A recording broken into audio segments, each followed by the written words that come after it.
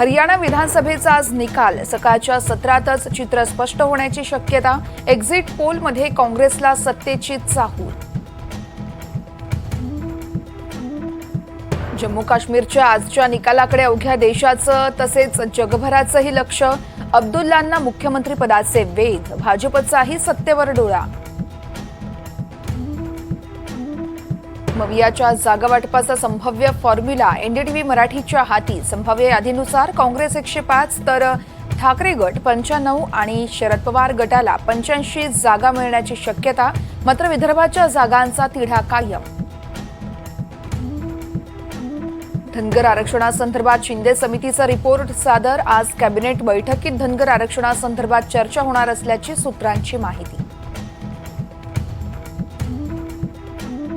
चिंचवडच्या जागेवरून महायुतीत पेच। चिंचवडच्या जागेसाठी अजित पवार गट आक्रमक, तर जागा न मिळाल्यास महायुतीचं काम करणार नाही।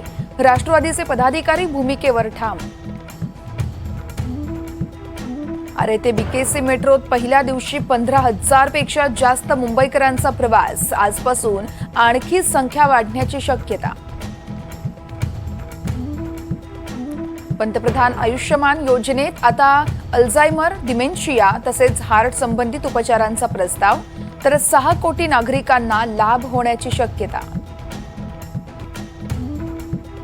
मान्सूननं काढता पाय घेताच मुंबईचा पारा चढला। 36 डिग्री सेल्सिअसची नोंद, साधारणपेक्षा 4 डिग्री जास्त।